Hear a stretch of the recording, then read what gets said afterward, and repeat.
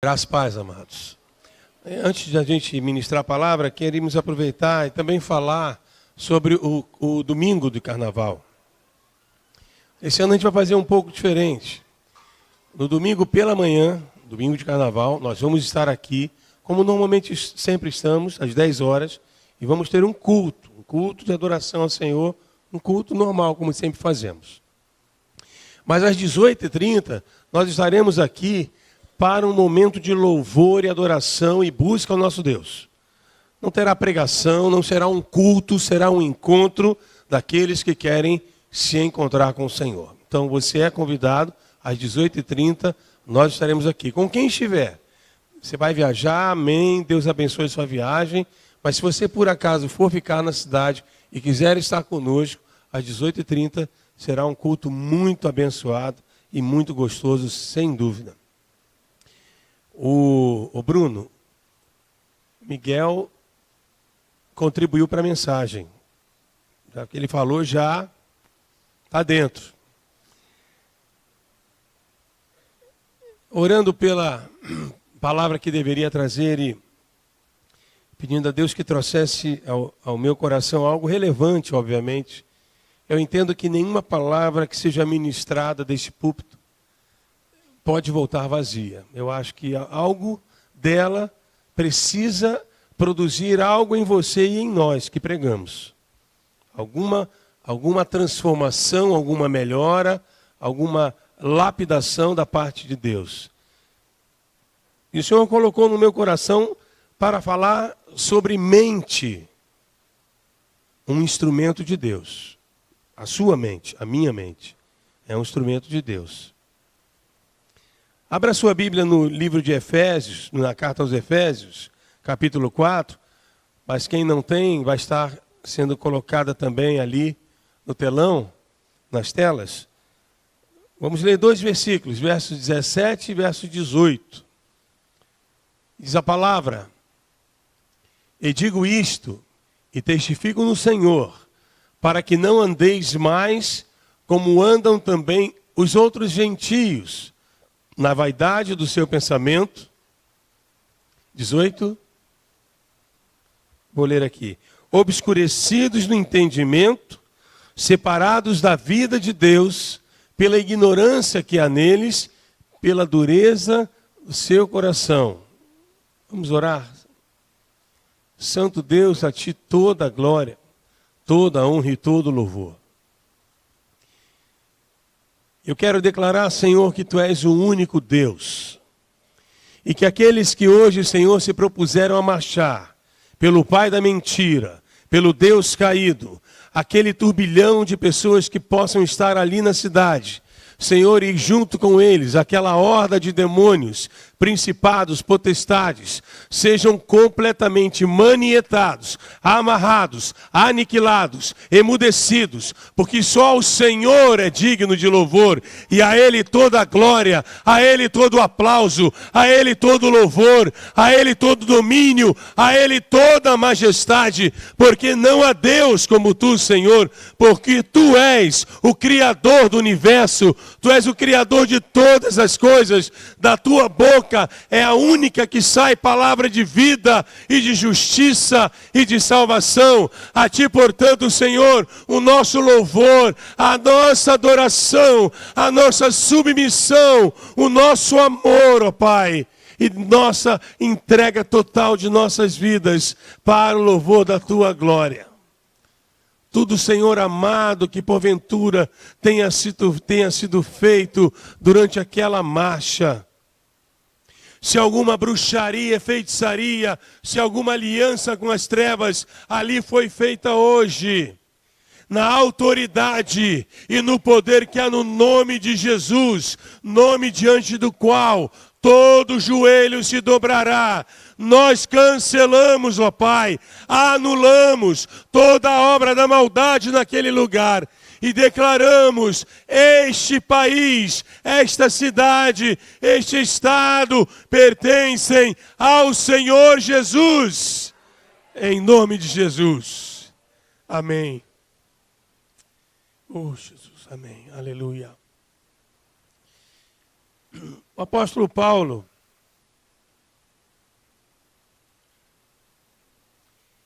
ele faz uma advertência à igreja de Éfeso.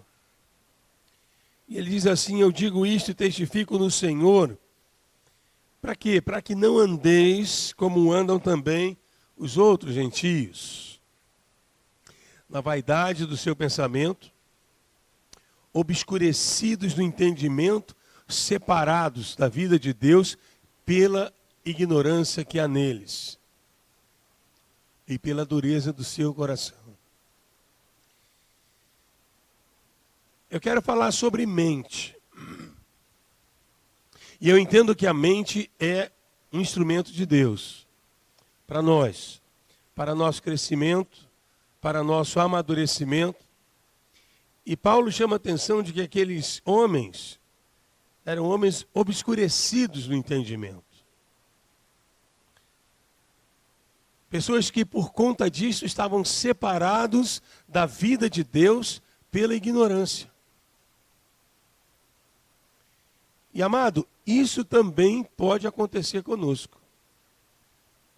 Se, porventura, o nosso entendimento se tornar obscurecido, se porventura o nosso entendimento se fechar, se porventura eu ou você não abrimos a nossa mente para ouvir o que Deus está falando, seremos separados da vida de Deus pela ignorância, por não conhecer ou por se recusar a conhecer aquilo que Deus quer falar. Então, como eu já disse, eu queria meditar sobre essa palavra, entendimento, que também podemos ler como mente. Qual a importância da mente na vida cristã? Paulo diz que alguns gentios andavam na vaidade do seu pensamento e, obscurecidos no entendimento, andavam separados da vida de Deus. Muitas pessoas acham, amados, que a vida cristã, a vida espiritual, ela só pode ser alimentada, edificada, através de experiências sobrenaturais. Mas se esquecem de que alguns textos da palavra de Deus nos ensinam a importância da mente neste processo. Que processo? De edificação, de crescimento espiritual, de amadurecimento, de aumento e na busca da intimidade com Deus. A mente faz parte disso, pastor. Mas a mente é racional. Exatamente por isso. Eu não desprezo as experiências espirituais, sobrenaturais, de forma nenhuma. Mas eu não posso também desprezar o papel da mente, a mente que Deus me deu para pensar. E não posso deixar de lado e achar que não faz parte desse processo, porque também faz. E nós vamos ver isto no decorrer da nossa reflexão e nos vários textos em que nós iremos ler. E eu começo citando o texto de Romanos 12, 2, quando ele diz assim: e não vos conformeis com este mundo ou este século, mas transformai-vos pela renovação da vossa, para que experimenteis qual seja a boa, agradável e perfeita vontade de Deus. A única maneira de experimentar a boa, agradável e perfeita vontade de Deus é não tomando a forma do mundo, e isto virá através de uma transformação que só acontecerá se renovarmos a nossa mente. Ali não fala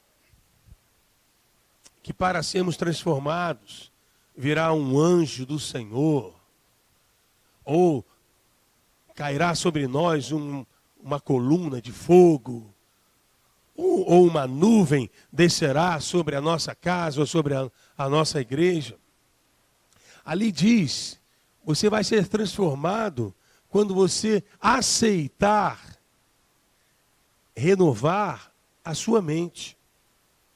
E aí, eu e você poderemos experimentar essa vontade de Deus que é boa, que é agradável e é perfeita. Mas na Bíblia existem alguns textos que também se referem à mente, não são todos, mas há alguns textos que também se referem à mente usando uma outra palavra. qual seja coração. Lá em Mateus 15, verso 18 e 19, diz assim: mas o que sai da boca procede do coração, e é isso que contamina o homem, porque do coração procedem os maus pensamentos, mortes, adultérios, prostituição, furtos, falsos testemunhos e blasfêmias. E aí, a palavra coração nos dá exatamente essa conotação de mente, porque do coração procedem os maus pensamentos. Diante disso, a gente pode entender como Deus considera importante a nossa mente na vida cristã, no seu relacionamento com Ele. Como Deus prioriza a mente do cristão. E aí a gente pode fazer, então, algumas reflexões. E uma outra coisa que o Senhor também prioriza é aquilo que eu permito que entre na minha mente e permaneça nela. E é muita coisa, viu? É muita coisa. E talvez no decorrer dessa mensagem você descubra quanto lixo há na sua mente hoje. De toda sorte. E Deus se preocupa com isso. Como você lê a Bíblia?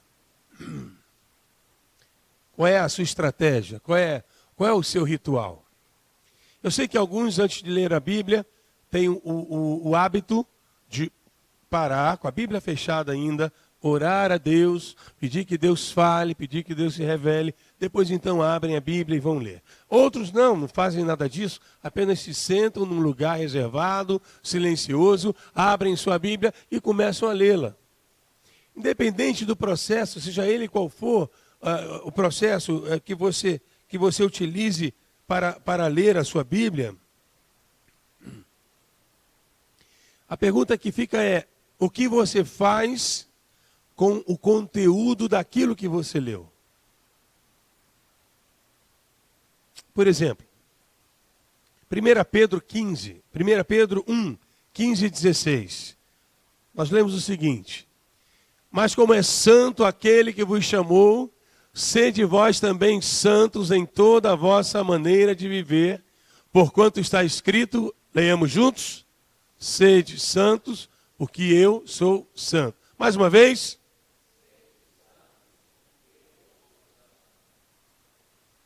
Eu acredito que se não todos, a grande maioria já leu pelo menos esse verso.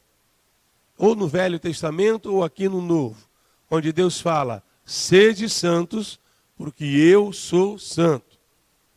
E eu quero te perguntar, e o que você fez com isto, com esta palavra, que é praticamente um mandamento? O que ela produziu em você? O que mudou em sua vida e comportamento depois que você leu esta palavra? O que aconteceu? Assim como essa, dezenas, centenas de outros textos, nós ou lemos ou os ouvimos numa mensagem, numa canção ou na oração de alguém, ou vemos num plástico atrás de um carro.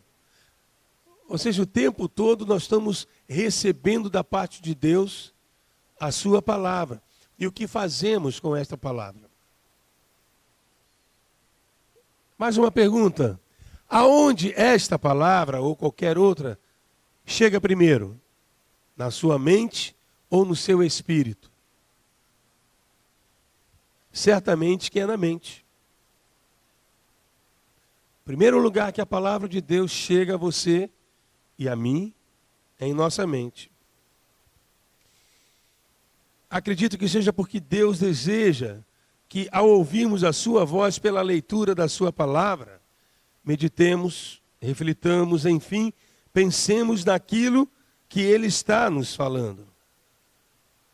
Algumas pessoas desejam muito ouvir Deus falar. Acho que todos desejam.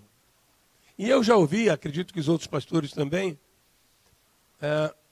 queixas de alguns crentes, algo do tipo: pastor, eu quero tanto que Deus fale comigo. A irmã fulana diz que Deus fala com ela audivelmente. E eu pedi a Deus para falar comigo também. E ele não fala, pastor. Ele não me atendeu. Será? Será que Deus não está falando? Será que Deus se silencia para alguns e para outros ele abre o verbo? É isso mesmo? Será que Deus faz acepção de pessoas? Será que ele tem filhinhos preferidos? É isso? Certamente não. Muitos acham que a voz de Deus só será a voz de Deus se ela for percebida audivelmente ou se ela se manifestar através de um grande evento sobrenatural, com anjos, trovões, o chão tremendo, um vento forte ou qualquer coisa parecida. Mas nem sempre ouviremos Deus desta maneira. E vamos para a Bíblia. Tudo tem que ser baseado na Bíblia. Então vamos lá para o primeiro livro de Reis, capítulo 19, versículo de 11 a 13. Há um episódio que ilustra bem isso. E Deus lhe disse, Deus fala para Elias, sai para fora e põe-te neste monte perante o Senhor. E eis que passava o Senhor, como também um grande e forte vento, que fendia os montes e quebrava as penhas diante do Senhor, porém o Senhor não estava no vento. E depois do vento, um terremoto.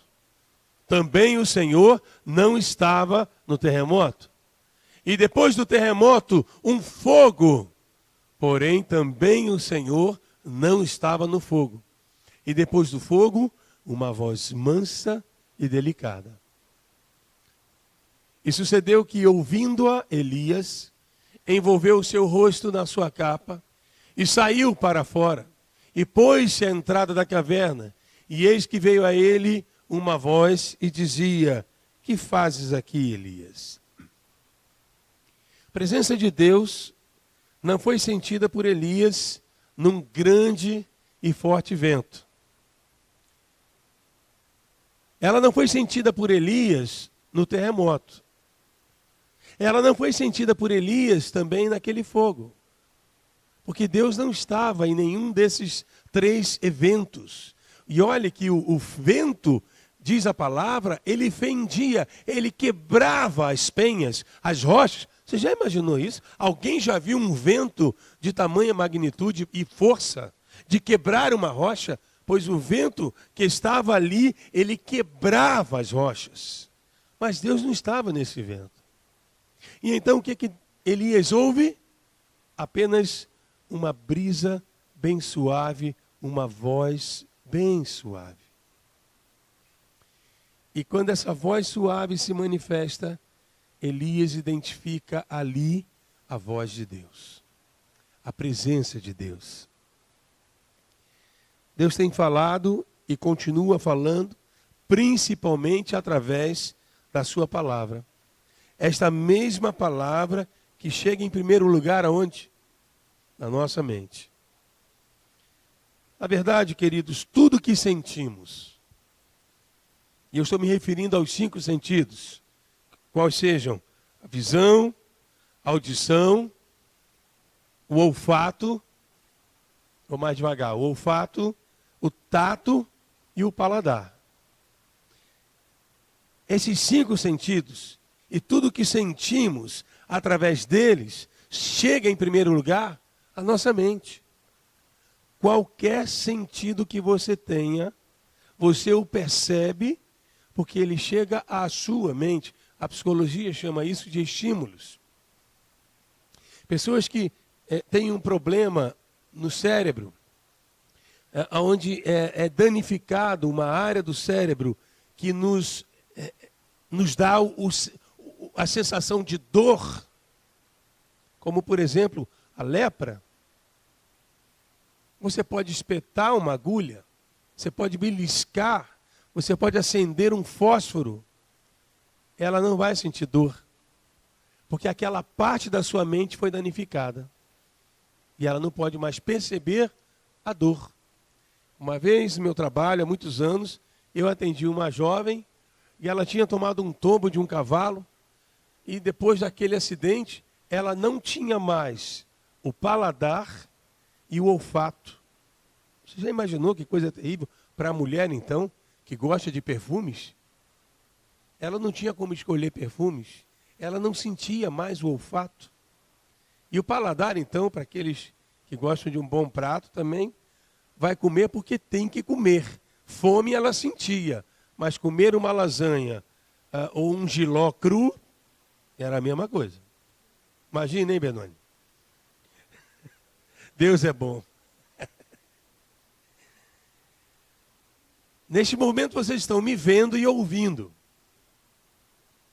Mas se vocês fecharem os olhos, vocês não me verão mais, mas continuarão me ouvindo. E as palavras que eu estou pronunciando, dizendo, elas estão indo ao seu cérebro. Porque o estímulo da audição está ativo e ele vai funcionar e a mensagem vai chegar à tua mente de qualquer maneira. E eu pergunto, por que você se emociona ao ver uma cena num filme? Não vou citar nenhum filme agora, mas uma cena do tipo, uma mãe com seu filhinho de aproximadamente 1 aninho no seu colo, morrendo em seus braços, e ela sem poder fazer nada, e diante de todos os espectadores que estão, vamos supor, no cinema, a criança morre. Por que você se emociona? Porque o estímulo que chegou a você, à tua mente, a informação que chega à sua mente, primeiro é uma informação fora do normal. Porque o normal é que os filhos enterrem seus pais. E estes, normalmente, idosos. Não é normal que um pai venha sepultar o seu filho, uma mãe venha sepultar o seu filho, e então tenra idade. Estímulos como esse mexem tanto conosco, que fazem com que nossas emoções entrem em ebulição. E não dá para conter, nós vamos às lágrimas. Vejam como a mente, ela governa a sua vida. Em todos os momentos. Quem aqui já foi assaltado com arma de fogo? O que você sentiu? Naquele momento em que o ladrão chega e diz, é um assalto. Alguns começam a rir, descontroladamente. E torça para que o ladrão não ache que é um deboche. Outros começam a chorar. Outros ficam com uma estátua. E o ladrão dá ordens e a pessoa não consegue se mover. Outros desmaiam. Outros gritam. E o pior, há aqueles que reagem. Quem controla a mente? Quem controla nossas reações, nossos impulsos? Quem controla? A Bíblia relata lá no fruto do Espírito, no seu cacho, vamos dizer assim, porque é um fruto só, domínio próprio. Mas isso é fruto da presença do Espírito Santo em nós. Domínio próprio. Porque nós não temos domínio próprio. Naturalmente. Enfim, tudo se processa na mente e através dela nós sentimos, amamos, odiamos, temos medo, alegria, tristeza, raiva. Através da mente decidimos e avançamos. Através da mente duvidamos e paramos. Através da mente temos medo e recuamos.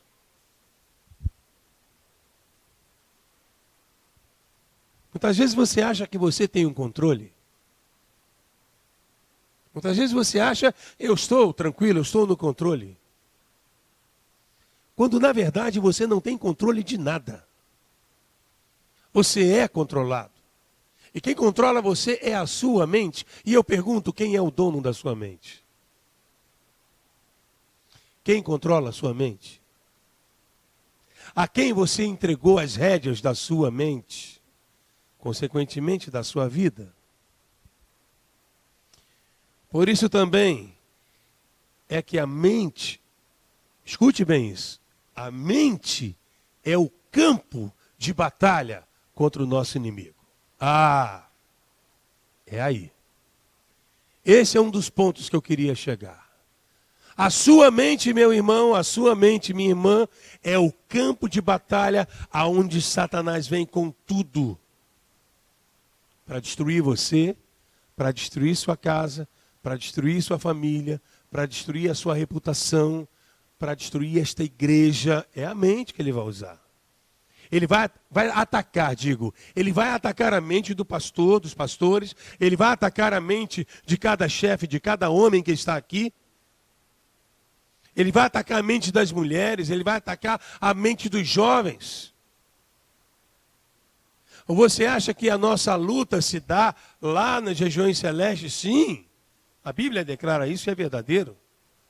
Mas a minha luta contra Satanás, ela começa aqui. E foi aqui que Jesus lutou contra o diabo lá no deserto. Quando ele olha, você está com fome, Jesus, 40 dias sem comer, transforma as pedras em pães. Jesus, você está enganado, nem só de pão viverá o homem, mas de toda a palavra que sai da boca de Deus. E essa palavra, ela vem para a minha mente e ela enche a minha mente. É na mente que Satanás nos ataca, é lá que ele tenta trabalhar para endurecer o seu coração e te afastar da vida de Deus. É lá que ele tenta nos convencer a desobedecer a Deus, assim como foi com Eva. Aonde Eva foi atacada? Na mente. O pai da mentira chega e diz: Eva, o que Deus falou?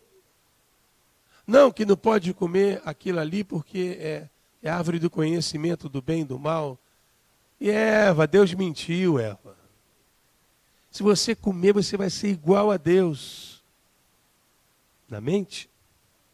Satanás não tocou. Satanás não possuiu Eva. Ela não ficou incorporada, como se fala.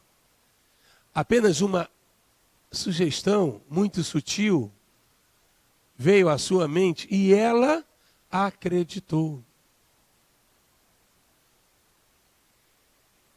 É lá que ele fala que Deus entende. Quando a gente se rende ao pecado, minha irmã, Deus entende. Mas eu caí, eu pequei. Não, fica tranquila, Deus entende. Ele sabe que você é fraca. Ele sabe, meu irmão, que você é fraco.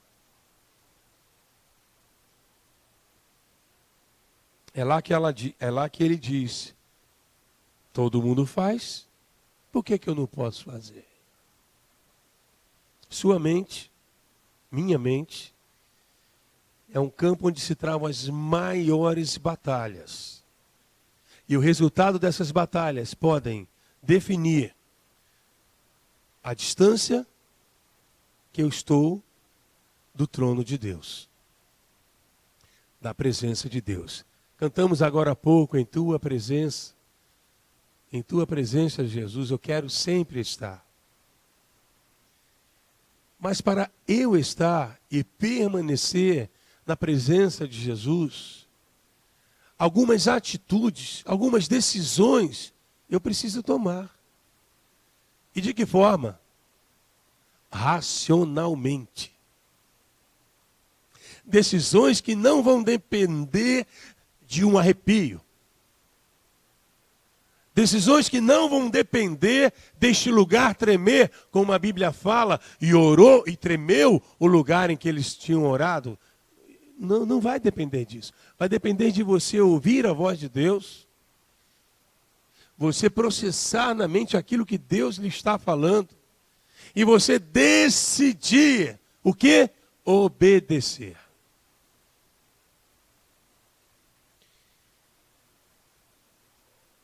Você consegue perceber o quanto a sua mente é importante? Ela é o portão de entrada para tudo que Deus deseja falar com você.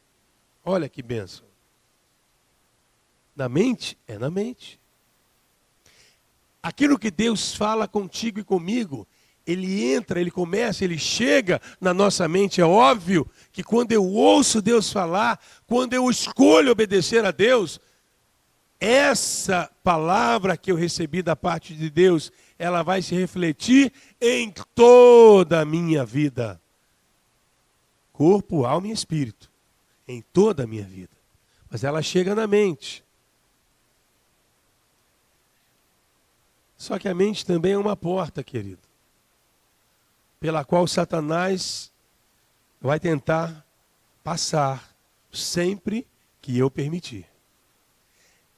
A mente é uma porta aberta. Quem passa por ela? Todos que você deixar. Todos que se aproximarem de você e você dizer, pode entrar. A mente é tão importante que Paulo nos adverte sobre como cuidar dela. Então eu quero ler um texto de Filipenses 4:8. Quanto ao mais, irmãos, tudo que é verdadeiro, vamos ler juntos, vamos voltar, vamos ler juntos. Quanto ao mais, irmãos, tudo que é verdadeiro, tudo que é honesto, tudo que é justo, tudo que é puro, tudo que é amável, tudo que é de boa fama, se há alguma virtude, se há algum louvor, seja isso que ocupe o vosso pensamento. Aleluia. Seja isso que ocupe a sua mente. Olha como Paulo, eu não vou discorrer sobre cada ponto, não. Deixa esse trabalho de casa para você, para pensar sobre cada ponto que Paulo fala ali. Mas é isso que deve preencher e ocupar todas as partes da minha mente. De que adianta ouvir uma boa mensagem? De que adianta participarmos nas células de um bom estudo? De que adianta eu ouvir uma música com uma letra profunda, tocante, se eu não estou disposto a fazer nada com este presente que Deus tem me dado, através da pregação, ou do estudo, ou da música? Se eu apenas me limito a dizer, bonita aquela música, né? Letra bonita. Palavra de Deus pregada, estudada, ou mesmo cantada, nos é dada para moldar nossas vidas, nos transformar naquilo que Deus deseja e nos fazer experimentar a boa, agradável e perfeita vontade de Deus, como já falamos lá atrás. Como o pastor Wilton já falou tantas vezes, você não é uma vaquinha de presépio que fica concordando sempre com tudo que aqui for dito. Não deve ser. Pelo contrário, eu quero sugerir que você faça como os irmãos de Bereia, quando o apóstolo Paulo pregava.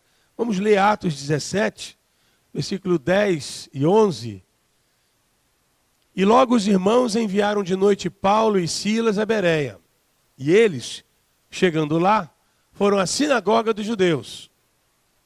Ora, estes judeus foram mais nobres do que os que estavam em Tessalônica, porque de bom grado receberam a palavra, porém, examinando cada dia nas Escrituras, se estas coisas eram assim. Você percebeu o cuidado desses homens de Bereia para que não trouxessem à sua mente qualquer coisa que não fosse de Deus? O cuidado deles pegarem as Escrituras. Então Paulo pregava e Silas, e eles pegavam as Escrituras e iam ler, para saber se o que aqueles homens estavam falando tinha amparo nas Escrituras Sagradas. Fazemos isto hoje. O que nós vemos hoje por aí? Pessoas trazendo doutrinas que não tem nenhuma base na palavra de Deus. não vou citar nomes, mas eu sei de um pregador que no meio da sua mensagem ele disse: você precisa do óleo poroso da unção de Deus. Aonde eu acho um óleo poroso? Me expliquem. Aonde você vai achar um óleo poroso da unção de Deus? Você precisa, esse mesmo pregador, você precisa, igreja, se descriptonizar. Lembra da criptonita? Pois ele disse que a igreja precisava se descriptonizar. O que é isso? Qual o texto que está isso? E a igreja diz o quê? Aleluia! Glória a Deus, tomo posse. Vai ver que tinha alguns irmãos verdinhos de criptonita. E ele estava dizendo, você precisa se descriptonizar. E isso está sendo pregado. E outras coisas mais estão sendo pregadas à igreja. Certa vez nós fomos numa consagração. E foi dada a palavra a um jovem pastor. Nem sei se ele era pastor, mas foi dada a palavra a ele. E ele, no meio da mensagem, ele disse, em Apocalipse, João estava na ilha de Patmos, e a Bíblia diz isso assim, mas, na verdade, João foi jogado num caldeirão de óleo fervente. Opa! E vieram os anjos e o tiraram de lá. Aleluia, glória a Deus. Ou seja, alguém está dizendo, a Bíblia diz isso, mas na verdade, ou seja, a Bíblia está mentindo. E eu vou dizer para vocês a verdade, porque Deus me revelou. João foi jogado numa tina de óleo fervente. Aí, se você, como os bereanos, pega as escrituras e lê lá Apocalipse todo, você não vai achar nenhuma tina de óleo fervente. E você vai ver através da sua mente que aquela palavra foi mentirosa e não foi de Deus. Examine as escrituras, amado. Examine a palavra de Deus e aprenda mais dela, para que você possa conferir se o que lhe dizem a respeito de Deus é realmente o que está na sua palavra. Porque Deus não mente, sua palavra não volta vazia. Ele não é Deus de confusão.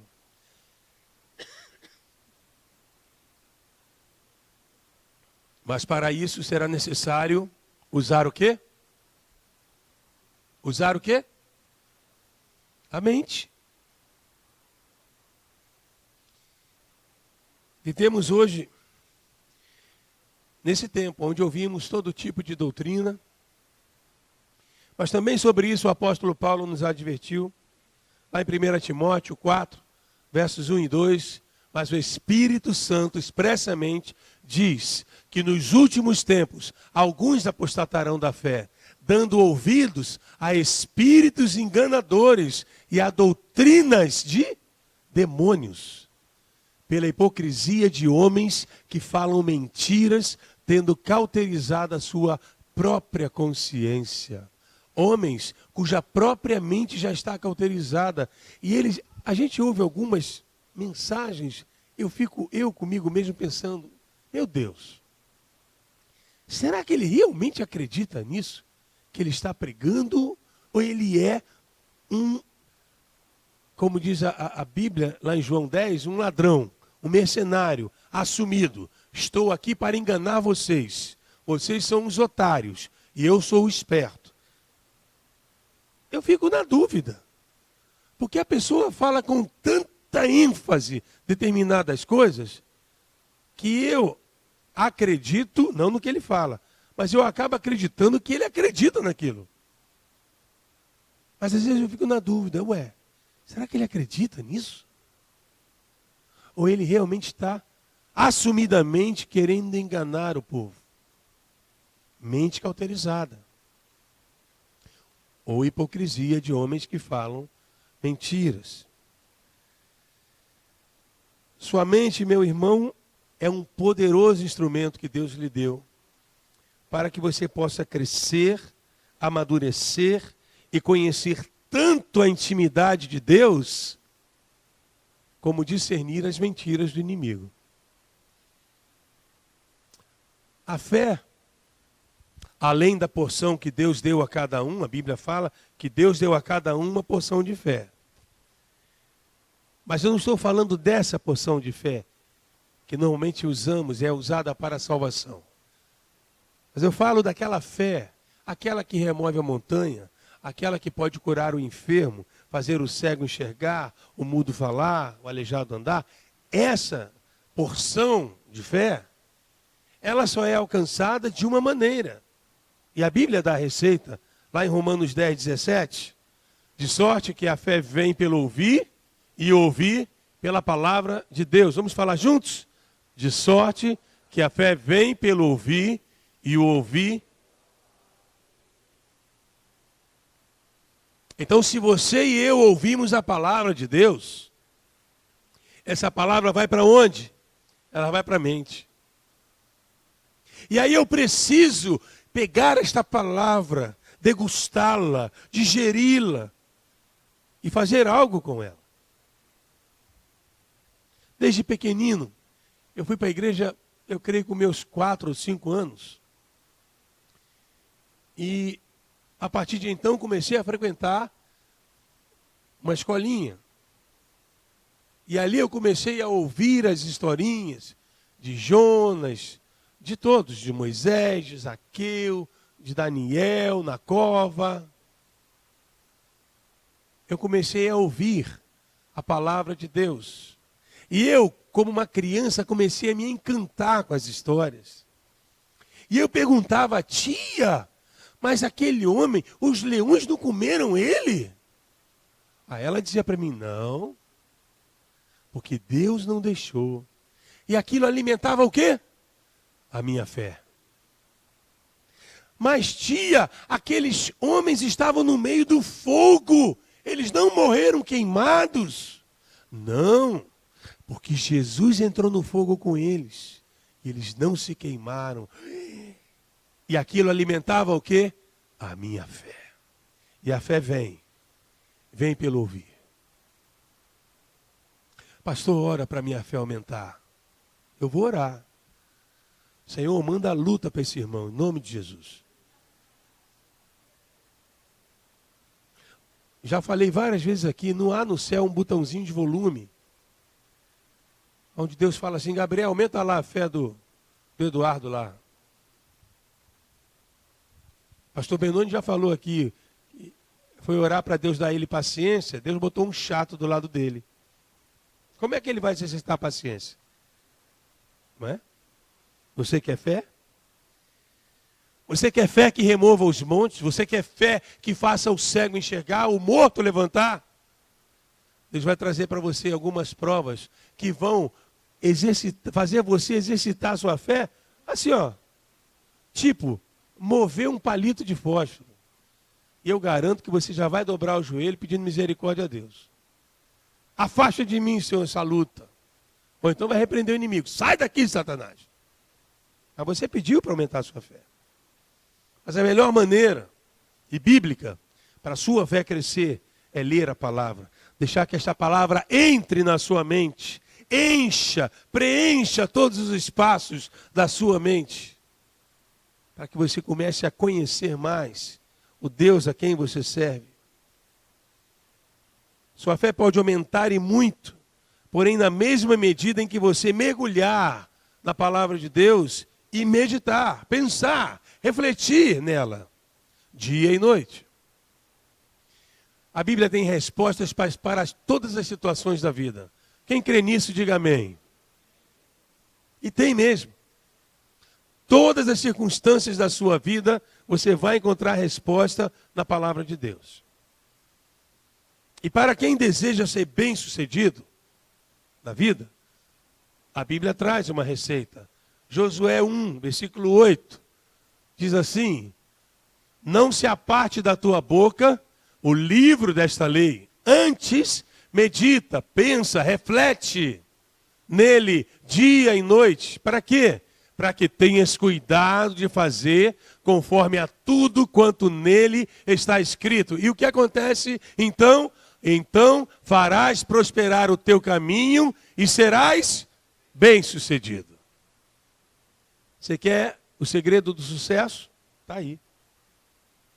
Não aparta da tua boca este livro da lei. Medita nele dia e noite. Medita, pensa. Ouve Deus falar. Mas não apenas ouça. Eu já ouvi inúmeras vezes, você também já deve ter ouvido um ou outro dizer assim: eu não senti de Deus. Não senti de Deus. O quê? Sentiu o quê? Você quer confirmações de Deus? Abra sua Bíblia. Você quer respostas de Deus? Abra sua Bíblia. Você quer caminhos, direções de Deus? Abra sua Bíblia. Você quer saber qual é a vontade de Deus para a tua vida? Abra sua Bíblia, leia, ouça a voz de Deus e pense no que Deus está lhe falando. E decida em cima daquilo que você ouviu. Mas isto não será possível se eu não parar para meditar naquilo que li. Se eu não usar a minha mente, não poderei ouvir a voz de Deus e nem receber a sua direção na minha vida. Lembre-se, amado e amada, a sua Bíblia aberta em cima da mesa, da sala ou da cozinha, no Salmo 91, não protege a sua casa nem sua família. Bíblia não é amuleto, é apenas um livro. Com capa, com folhas, e que se tacarmos fogo, queima. Pode ser destruída? Pode. O livro pode ser destruído, mas a palavra de Deus não.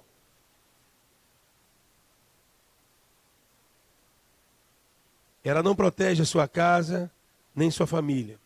Mas uma vida de busca incessante a Deus, com a leitura da sua palavra e oração contínua, transformará completamente a sua história e a da sua família. Eu sei que esta não é uma mensagem empolgante, com declarações emocionantes ou coisas do tipo. Antes, ela é uma mensagem bem racional, como eu havia dito. No entanto, se você decidir usar mais a sua mente para ouvir o que Deus tem lhe falado, sem dúvida, meu irmão, minha irmã, você terá as maiores experiências espirituais com o Senhor, que jamais teve, talvez. Escute o que eu vou dizer. E por favor, não se ofenda. Se você está contente com uma vida cristã medíocre, ou seja, com uma vida cristã mediana, morna, sem brilho, religiosa, inexpressiva, caso seja esta a experiência que você tem tido nos últimos tempos, então não faça nada para mudar e continue assim como está. Permaneça fazendo tudo do mesmo jeito que você tem feito até aqui. Mas se você quer mais de Deus, se você quer conhecer os segredos e a intimidade de Deus, lembre-se do que diz Salmo 25:14. A intimidade do Senhor é para aqueles que o temem, aos quais Ele dará a conhecer os seus segredos. E ainda em Jeremias 29:13, e buscar-me-eis e me achareis, quando me buscardes com todo o vosso coração. E eu poderia colocar ali no lugar da palavra coração, mente. Também cabe perfeitamente. A busca a Deus, quem quer encontrar o Senhor, como ele diz ali, é uma busca racional, sabia? Como assim? Eu vou entrar na presença de Deus de maneira fria, insensível? Não é isso que eu disse. Eu disse que é uma busca racional. Eu sei aonde eu quero chegar. Eu sei para onde eu estou caminhando. E eu vou me direcionar. Eu vou ter atitudes diligentes.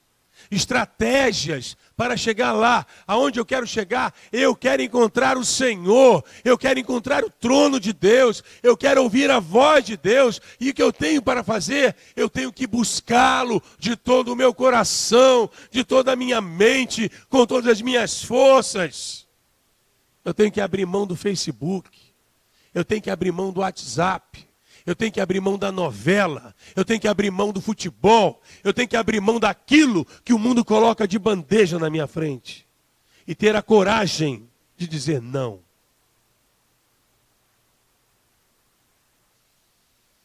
É impressionante. Eu tenho o hábito de observar as pessoas. Outro dia eu fui com a minha filha lá no Mercadão de Madureira. Comprar lá produtos para ela fazer os bolos dela.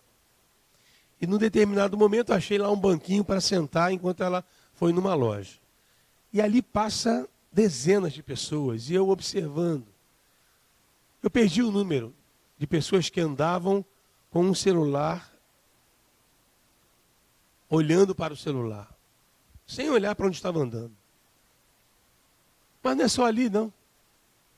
É aqui, na igreja. São nos lares. Às vezes eu estou dormindo, vou dormir às vezes 2 da manhã, meu celular, pim! Eu vou olhar, é gente conversando, no maior ânimo, maior papo. Falei, Jesus, dá sono esse amado. Faz esse abençoado desmaiar na cama, Senhor. Não, assuntos altamente relevantes, né, Benoni? Assuntos assim, tão primorosos, que não convém que eu mencione aqui. Altamente edificantes.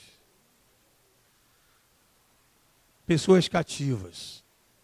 Você nem se percebe que está cativo. Pare para se perceber quanto tempo do seu dia você está passando sem o telefone na sua mão. Pior, preenchendo a sua mente. Não importa o que seja.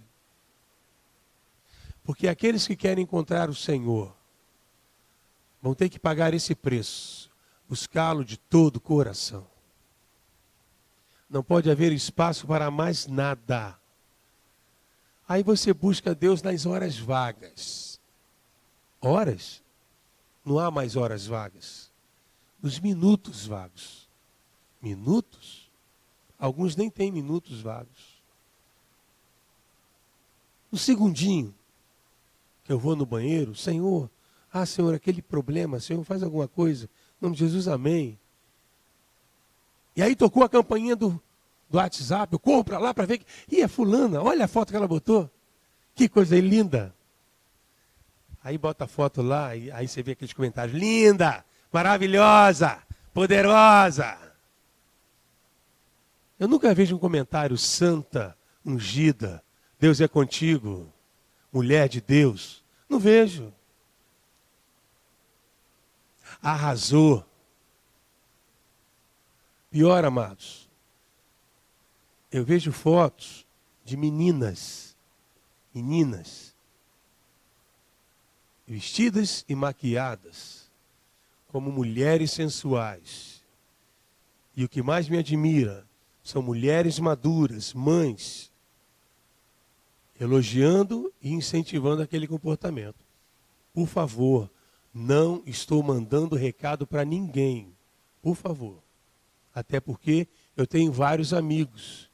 E eu observo tudo. Mas acontece. Pastor, Deus não ouve as minhas orações. Você não ouve a sua palavra. Deus não está me respondendo, pastor. Você não está obedecendo. A Bíblia diz que o que é que nos afasta de Deus? O que é? Porque os vossos pecados fazem separação entre vós e o vosso Deus. E pecado é simples, não vamos teologizar. Pecado é desobedecer a vontade de Deus, ponto, sem ir mais profundo. Eu falei, eu estou caminhando para o final.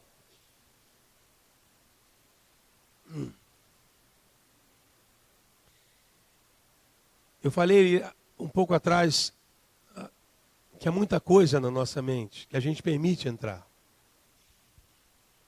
Muita coisa. Inveja,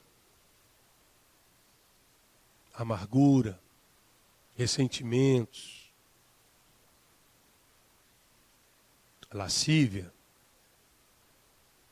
cobiça, frustração. Sim, frustração. Ué, eu permito entrar a frustração? Sim, querido.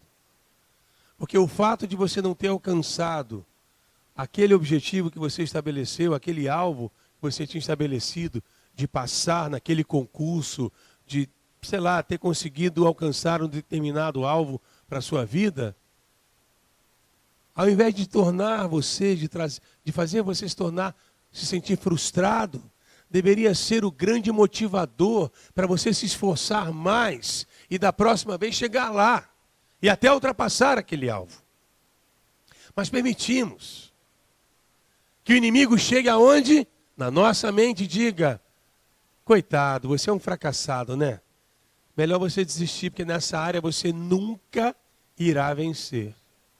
Melhor você desistir, porque você nunca vai passar nesse concurso.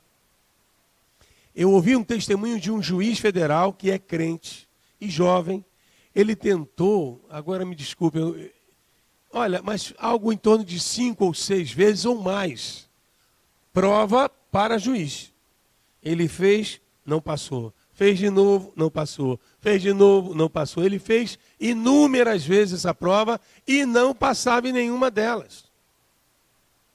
Se você for estudar a vida de Abraham Lincoln, ele se deu mal em tudo que foi eleição.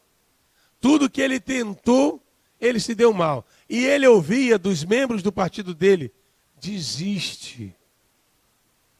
Desiste. E quando ele tentou se candidatar a presidente, a mesma coisa.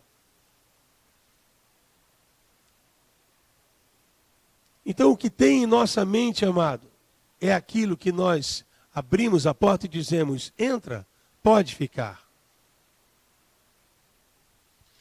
É a palavra de bênção. Amém, aleluia. Meu irmão, insista. Você vai vencer. Não deu agora, mas prossiga em frente, porque o Senhor vai te abençoar. O Senhor é contigo. Essa palavra entra e fica. Amém? Mas também a palavra, você não está bem não. Você já se olhou no espelho? Você está meio pálido. Você está com algum problema? Olha, normalmente problema de coração dá isso. E há pessoas, realmente, essa mãe me olhei no espelho, achei meio estranho. Amigo é para essas coisas. Procura um médico. Palavras como essa também entram. Eu recebo. Você sabe uma das coisas mais difíceis que há na vida cristã? Eu não vou mensurar e nem vou aqui nomear, mas eu sei que é uma das coisas mais difíceis. Perdoar. Prega-se sobre o perdão, fazemos um momento aqui de louvor tremendo, aquele que, sabe, todo mundo está chorando, aleluia e tal. Mas o perdoar genuíno, verdadeiro e que vai me libertar, não é o outro não. Ele vai me libertar dessa escravidão que eu carrego há anos. É muito difícil. É muito fácil para mim dizer para você, você tem que perdoar. Eu não vivi a sua história. Eu não senti a sua dor, eu não experimentei a sua ferida. Então é fácil eu dizer para você, você tem que perdoar. É um mandamento, e é. Mas a grande verdade, amados, é que esta pequena palavra, perdão, tem um poder gigantesco. Quando? Quando eu ouço Deus falar comigo na sua palavra. Quando esta palavra chega à minha mente, eu entendo e eu decido e eu escolho obedecer. Perdão não é sentimento. Perdão não é emoção. Perdão é um ato racional do ser humano. O fato de eu perdoar alguém que me prejudicou profundamente não quer dizer que eu tenha que andar de mãos dadas com ele ou com ela. Porque aquela pessoa pode ser alguém com quem Deus está trabalhando ainda. Seu caráter ainda está sendo moldado. Então não é uma pessoa ainda com quem eu possa pegar a minha vida, segura a minha vida um pouquinho. Não, não posso. Sede prudente, simples como a pomba, prudente como a serpente. Mas não importa. Deus diz para mim, você deve perdoá-la. Isso é uma decisão que você tem de tomar, porque eu, Senhor, sou santo e você deve ser santo como eu sou. E decidir perdoá-la. E mais, ela pode até dizer para você, perdoar o quê? Tu está maluco, eu não fiz nada. Pode até acontecer isso. Mas quando eu libero perdão em obediência ao Senhor, eu sou liberto. Eu posso, no futuro, falar desta pessoa sem ter peso, sem ter dor, sem ter angústia. Nosso relacionamento com Deus passa por nossa mente, por nosso entendimento, pois assim foi com os profetas no passado. Eles sempre diziam, assim diz o Senhor, porque antes paravam para ouvi-lo. Se aplicarmos mais a nossa mente em nossa vida e relacionamento com Deus, eu posso afirmar que estaremos com a mente blindada e o inimigo não encontrará brechas para entrar e nos atacar. Por quê? Porque então teremos a mente de Cristo. 1 Coríntios 2,16. Porque quem conheceu a mente do Senhor para que possa instruí-lo? Mas nós, vamos falar juntos? Mas nós temos a mente de Cristo. Quero encerrar essa meditação com um último texto, que está em Isaías 26, versículo 3. Ele diz, tu, Senhor, conservarás em paz aquele cuja mente está firme em ti, porque ele confia em ti. Deus abençoe. Eu quero orar com vocês. Não vou fazer nenhum tipo de apelo, de convite, mas eu quero orar com a igreja, com cada um de nós, por nós, me incluindo nesta oração. A nossa mente, às vezes ela é frágil, às vezes ela é forte. Como eu disse, às vezes pensamos que temos controle e muitas vezes não temos controle nenhum. Mas quando entregamos a nossa mente ao Senhor e o controle dela ao Senhor, quando eu decido a tudo aquilo que eu ouço da parte de Deus, ouvir, parar, desligar tudo e deixar Deus falar, coisas acontecem. Eu volto a dizer, eu não desprezo em momento algum, por causa desta palavra que eu dei, o mover do Espírito de Deus, jamais. Pelo contrário, os que me conhecem sabem o quanto eu valorizo e anelo pelo Espírito Santo se mover em minha vida e onde nós estamos. Mas precisamos crescer, amados. A igreja precisa amadurecer. A igreja precisa caminhar para frente. A igreja precisa dar um passo adiante. A igreja precisa tomar uma posição como a palavra de Deus fala. Porque as portas do inferno não prevalecerão contra a igreja do Senhor. E isso, ele está falando de uma igreja que pensa, de uma igreja que medita na palavra, de uma igreja que para ouvir e escolhe obedecer. Não é de uma igreja que depende da imposição de um pastor sobre a sua cabeça para que a sua vida ande. Pois eu lhe digo, sua vida não vai andar. Se depender da minha mão, meu irmão, lamento, sua vida não vai andar. a sua vida vai andar, a sua história vai mudar. Você vai experimentar maravilhas de Deus na tua história quando você decidir usar a sua mente e obedecer àquele que é santo dos santos e diz para você: seja alguém novo, seja alguém santo, transforme a sua história pela renovação da vossa mente. Vamos ficar de pé, vamos cantar esse cântico antes da oração.